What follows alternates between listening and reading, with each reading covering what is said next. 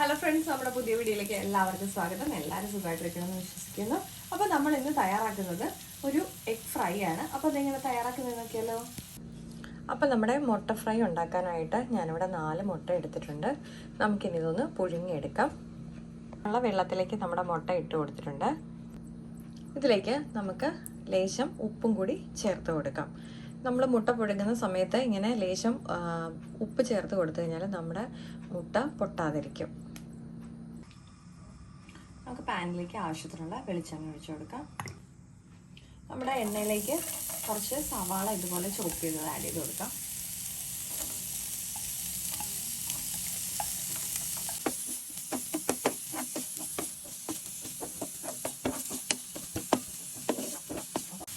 നമുക്കിതിലേക്ക് ആവശ്യത്തിനുള്ള ഉപ്പ് ചേർത്ത് കൊടുക്കാം.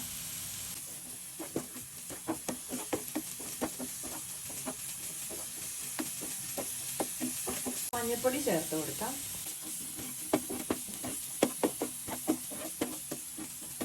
എരിവിന് ആവശ്യത്തിനുള്ള മുളക് പൊടി ചേർത്ത് കൊടുക്കാം.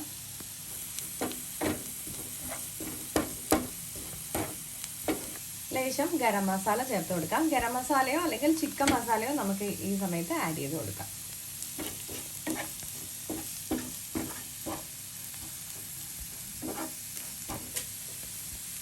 ഇപ്പോൾ നമ്മുടെ മസാലയെല്ലാം പെർഫെക്റ്റ് ആയിട്ടുണ്ട്. നമുക്കിനി മുട്ട നമ്മൾ പുഴുങ്ങി വെച്ചിരുന്ന ഇതിലേക്ക് ആഡ് ചെയ്ത് കൊടുക്കാം.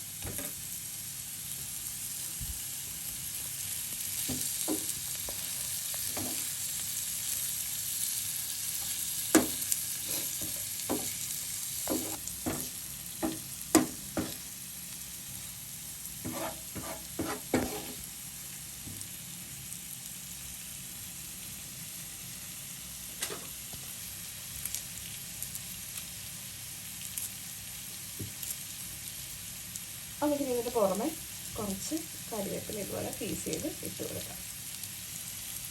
മല്ലിയില ഇഷ്ടമുള്ളവർക്ക് ഈ സമയത്ത് നമുക്ക് മല്ലിയിലയും കൂടെ ഇതിന് പുറമെ ആഡ് ചെയ്ത് കൊടുക്കാൻ പറ്റും. അപ്പോൾ വളരെ എളുപ്പത്തിൽ തയ്യാറാക്കാവുന്ന നമ്മുടെ എഗ് ഫ്രൈ ഇവിടെ തയ്യാറായിട്ടുണ്ട്. അപ്പോൾ എല്ലാവരും ട്രൈ ചെയ്ത് നോക്കുമെന്ന് വിശ്വസിക്കുന്നു. അപ്പോൾ നമ്മൾ വീണ്ടും മറ്റൊരു വീഡിയോ കാണും വരെ നന്ദി, നമസ്കാരം.